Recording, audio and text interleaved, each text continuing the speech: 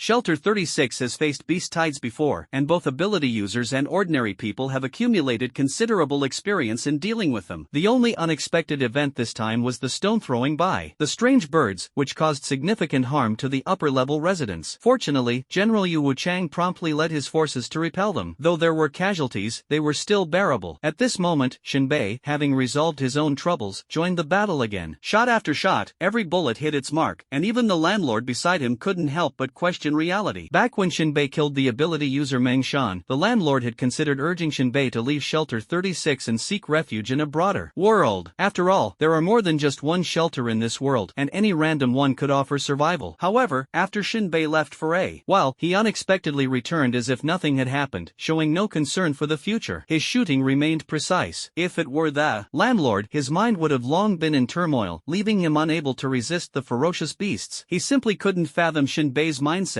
The battle continued until the afternoon, with the pile of ferocious beast corpses in front of the shelter reaching over 10 meters high. Many wheel-shaped houses were knocked down by the beasts, causing numerous casualties. Disaster could strike at any moment, leaving the people in the shelter no time to grieve. After the beast tide receded, everyone immediately got busy. Some repaired houses, while the ability users began dissecting the beast's skulls to extract crystal cores, and cutting off valuable parts for storage. For ordinary people, the beast tide is a disaster, but in the eyes of ability users, it's nothing more than a treasure trove delivered to their doorstep. As long as they handle it carefully, losing a few lives is hardly a concern. On the wasteland, is there ever a day without someone dying? At this moment, Shinbei had already used up all his bullets. Because the landlord's house was still intact and didn't need repairs, Shinbei went straight back to rest. Of course, he could also choose to chop wood and sell planks to those landlords affected by the disaster to make some money. But by comparison, resting in the battle armor was clearly more worthwhile. The landlord followed behind Shinbei, his face full of confusion and unease, fearing that Yu Wuchang might suddenly appear and implicate him by catching Shinbei. But even until nightfall, no one came aggressively looking for Shinbei. Logically speaking, this news must have reached Yu Wuchang, right? The landlord patted his head. Could it be that Shinbei is colluding with Yu Wuchang? Unable to figure it out, he simply stopped thinking about it. At this moment, shouting was heard outside the door, and the landlord hurried out. Outside the door were staff members from the logistics department of Shelter 36, dragging 2 large bags and distributing supplies door to door. One bag contained crystal core energy, and the other was filled with various types of beast meat. How many people? The staff member asked. The landlord gestured and said, 9 tenants, plus me, making a total of 10 people. Nonsense. The staff pointed at the list and retorted, clearly, one person died. The landlord gave a bitter smile. The deceased still had a family. His wife and children need to eat. Life and death are determined by fate. The staff's tone was cold and firm. I'm just following the rules. If you break the rules, you must pay the price. The landlord sighed, took the reward for defending against the beast tide, and went back to his room. He shouted loudly, and the residents came downstairs one after another to claim their rightful shares. Shinbei was the last to receive his share, which included 50 crystal core sources and 100 pounds of beast meat. No one knew exactly how the distribution was decided. In any case, they simply took whatever General Yu Wuchang gave them. Finally, the landlord suggested that everyone should take better care of the deceased's family and give them a larger share if possible. Others gave some beast meat. Shinbei, on the other hand, handed the little boy a pistol. This pistol was the one he had used to execute Xiaolong back then, now upgraded and modified. Teaching someone to fish is better than giving them fish. Since he couldn't become an ability user, the pistol was his guarantee for survival. The landlord was stunned, his toothache flaring up. Could it be that the mother and son don't need beast meat and food? Shinbei grinned. What I gave is food. No one eats iron, but fierce beasts swallow bullets. After speaking, Shinbei turned and went upstairs, seizing the time to lie down and rest. Yes, the landlord watched his back back, lost in thought. He went back inside, took out a box of bullets, handed it to the little boy, and ruffled his hair. "Little K, your dad is dead. It's time to grow up." Little K was not very old, only about 10, but his eyes were clear and resolute as he nodded. At this moment, Shinbei sat cross-legged on the bed, his eyes fixed on the Barrett sniper rifle in his hands. A piece of information pops up. Sniper rifle LV3, 80/30ths. Modified Barrett M95, range 1,100 meters, 5-round magazine, missing detachable bipod, rear adjustable monopod, and scope. High lethality, 20% increase in precision for moving shots.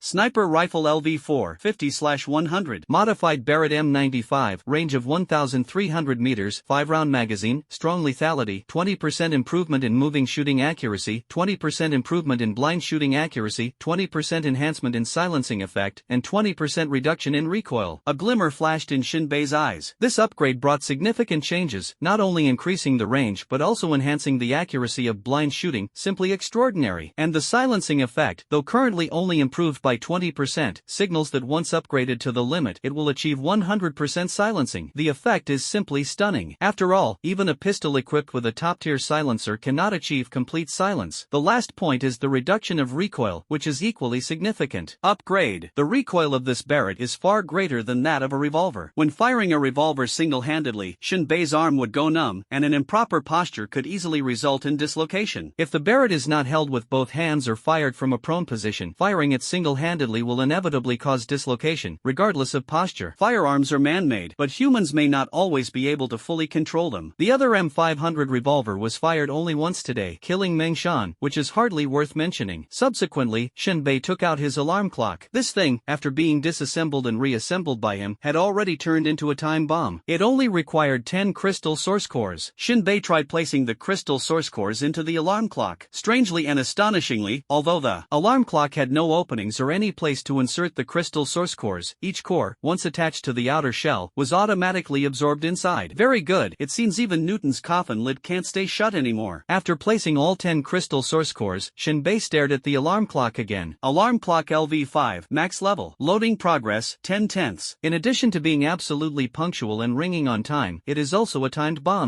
Shinbei clicked his tongue twice. I just don't know how powerful the explosion will be. Maybe I can buy a few more alarm clocks to experiment with. If the effect is good, it could be used to kill enemies. He put down the alarm clock and turned his gaze to his most important equipment, his battle armor. He laid out the bedding and comfortably lay down in it. Battle armor experience +1. Battle armor experience +1. Shinbei yawned and roughly calculated in his mind. 6 hours in the afternoon, 12 hours at night, a total of 18 hours. 60 experience points per hour. Tomorrow, I can gain 840 experience points. The day after tomorrow I can level up. Hope there will be a surprise. Blazing fire bar. In the early morning, Shinbei walked into the bar, finding it in complete disarray. Various liquor bottles were scattered all over the floor, and food scraps were everywhere. Drunken men lay on the ground snoring, their intermittent gurgling sounds forming a symphony of rise and fall. The bar was filled with the pungent smell of alcohol mixed with vomit. The tension and rewards from yesterday's beast tide had brought everyone a fair share of crystal core gains. 4. These refugees, whose lives were so unpredictable, indulgence and heavy drinking had become eternal themes. Naturally, they drank themselves into oblivion, caring nothing for the future. Shinbei found a clean spot to sit down. Before long, Rock hurried over. Shinbei waved instinctively, "Waiter, whiskey." No one responded. The waiters were all dead asleep. Shinbei got up, walked behind the counter alone, grabbed a bottle of liquor, tossed down a crystal core, and returned to his seat. Rock took a sip of the liquor, hissed sharply, covered his mouth, rubbed his stubbled face, and said, "The matter of you killing the ability user Meng Shan has been resolved." Shinbei raised his glass in salute. "Thanks, but it's not that simple," Rock added. Shinbei nodded and asked, "What additional conditions?" Rock's voice was deep. "It's not that Yu Wuchang has to add conditions, I have to give him face. Without me, you wouldn't be where you are today, you understand. But Yin Hu is Meng Shan's good brother, so he had to jump in and cause trouble. In the end, a compromise was made, and you owe Yu Wuchang one unpaid task." Shinbei understood and spoke bluntly. "Actually, it's owing Yin Hu a task, right?" "You could think of it that way," Locke shrugged. "No matter what the task is, as long as it's under the name of the sanctuary, it must go through my approval. I'll reject anything unreasonable." Shinbei didn't mind, as long as he had time to upgrade his battle armor. Even if Yin Hu wanted to use the task as an excuse to kill him in the wasteland, it wouldn't be that easy. The two chatted for a while longer, and then Shinbei left the bar. For 2 days, Shinbei didn't do much else, mainly just lying down to rest. When he got tired, he would take a walk near the shelter. The wilderness wasn't a place one could enter casually. Encountering ferocious ferocious beasts was one thing, but if you ran into an evil species, there was no safer place than the shelter. The piles of meat left behind by the recent beast tide had now become a recreational spot. The strong scent of blood attracted many ferocious beasts looking for food, while ordinary people carried guns to go hunting. Although the results were limited and it was a pure waste of bullets, the entertainment value was excellent. After all, the gamble was whether or not a single shot could hit a beast. With nothing better to do, Shinbei joined in the fun. By chance, the landlord was also there. When he saw Shinbei, his eyes lit up and he immediately knew how to place his bets. Winking and gesturing, he signaled Shinbei to cooperate and play along with a scheme to fleece the crowd. Shinbei nodded lightly. The sniper rifles used here weren't of good quality, just a 98K. Before Shinbei transmigrated, the 98K was a legendary gun known to everyone in the gaming world. But in this world of fleeing famine, it seemed somewhat inadequate. Although it came with a scope, the firearm had been haphazardly modified, and all its specifications were already in disarray. Come on, it's Shinbei's turn next. The host raised a bottle and cheered. Not an ability user, not a shooting specialist, just an ordinary person. Place your bets wisely. The onlookers around discussed for a while and overwhelmingly bet that Shinbei would miss his shot. Only the landlord, grinning, placed his bet on a hit. The landlord had seen Shinbei's marksmanship before, absolutely top-notch. He confidently claimed that even against shooting specialized ability users, Shinbei wouldn't be at a disadvantage. Shinbei lay prone on the shooting platform, the crosshairs of the high-powered scope steadily locked onto the head of the ferocious beast gnawing on its prey, a decay bone lizard. Its appearance was bizarre and terrifying, its entire body covered in uneven, mottled armor that gleamed with a sinister light under the sun, as if pieced together from countless rotting bones. Its deep, black, hollow eyes continuously emitted ghostly blue flames, making it appear especially eerie and horrifying in broad daylight. Shinbei estimated the distance, about 500 meters away. For a mercenary like him, this was nothing. Back in the day, when he sniped at a teammate in the Rotten Wolf Cavern, the distance between them exceeded 800 meters. After adjusting his posture, he decisively pulled the trigger. A puff of bluish-white smoke rose from the barrel as everyone turned their gaze toward the decay bone lizard. In the next moment, the bullet, carrying immense kinetic energy, directly blasted through its eye. Black blood mixed with silvery gray. Fragments of its eyeball splattered onto the rocks. It didn't flee. The bullet had clearly struck its brain. Letting out a sharp wail, it thrashed and collided with the rocks at the cave entrance. Before long, the decay bone lizard was dead. Yes, the landlord laughed heartily, pocketing the bets. The other gamblers gasped, their faces showing astonishment. After all, the competition rules only required hitting the ferocious beast, not killing it, yet Shinbei took its life with a single shot. Such precise shooting was truly impressive. I bet Shinbei can hit the ferocious beast. Great marksmanship, I'll bet too. Not sure if he can perform consistently, I'll bet he misses. Are you stupid? Look at Shinbei's posture and calm aura when shooting, he's guaranteed to hit. I'm betting he'll hit. Shinbei secretly glanced at the landlord, who bet the crystal core on missing the shot. Shinbei understood the signal. On the next shot, he deliberately missed, the bullet hitting the ground and kicking up a cloud of dust. The gamblers immediately erupted in curses, calling it bad luck. In the next few rounds of betting, whatever the landlord wagered, Shinbei would shoot accordingly. After several rounds, the landlord had earned over 300 crystal cores. The landlord signaled Shinbei to retreat and not push their luck. On the way back, the two began dividing the spoils. Shinbei received over 200 crystal cores. You take the extra portion, I'll just follow you and drink the soup. The landlord's face was brimming with a smile. After all, he wasn't greedy about this kind of cheating to pick up a free crystal core. Shinbei didn't hold back either and directly pocketed it. Those fools, they're all furious, huh? The landlord recalled the earlier scene and couldn't help but feel delighted. Shinbei silently recited a universal truth in his heart. 9 out of 10 bets are losses, and sometimes you can't even figure out how you lost. At that moment, a girl wearing a black cloak suddenly darted out from the side and reached out to stop the two of them. She slowly raised her head, her features incredibly delicate, her face as fair as a porcelain doll, though her pupils glimmered with a faint blue light. Shinbei couldn't tell whether her eyes were naturally blue or adorned by some supernatural ability. Enchantress, you're the superpowered blue enchantress, the landlord blurted out. Most of the girl's face was hidden under her hood. She pointed a single finger at the landlord and coldly spat out one word, leave. The landlord obediently complied, immediately retreating without looking back. However, he didn't go far, choosing instead to hide in the distance and continue observing. Shinbei was somewhat puzzled and asked, what do you want from me? The blue enchantress spoke in a cold tone, your marksmanship is impressive, comparable to that of a shooting specialized ability user. But you've also made quite a few mistakes. You noticed that just now, didn't you? That was deliberately setting a trap to win money. I saw through it long ago. Shinbei remained silent. The blue enchantress continued, my squad happens to be short of a sniper. Although you're not an ability user, you're qualified to join. Shinbei replied indifferently, I I'm used to being alone. There will always be times when you need teammates. After speaking, the blue enchantress walked past Shinbei, turned back, and said, if I need you, I'll call you. There was a tone in her words that made it hard to refuse. This little lady is really wild. The landlord kept rambling on the way home. Last time, there was a drunk guy who relieved himself right outside the wheelhouse. Isn't that a pretty normal thing? Guess what happened? The landlord answered himself. Wow, she fired an ice spear and took him out directly. Said he was polluting her eyes. Bang. Totally unreasonable. Too cruel.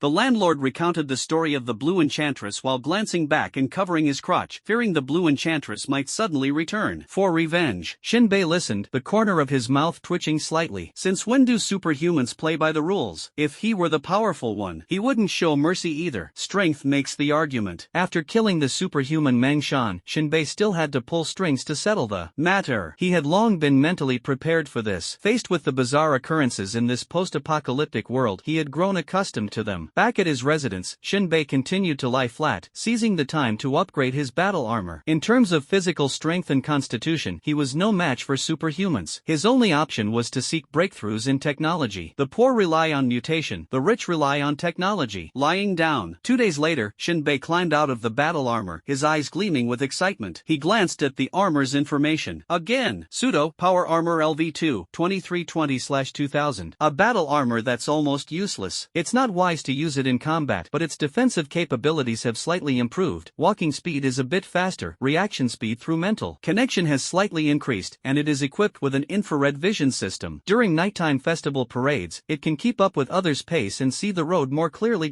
It's here. The experience points have been accumulated. Shinbei focused his mind. Upgrade. Power armor LV3 320/3000. A slightly useful armor that can assist with running, enhance defense, provide some load-bearing capacity, and slightly improve reaction speed through mental connection. Each crystal core can sustain the armor's high-speed operation for 5 minutes.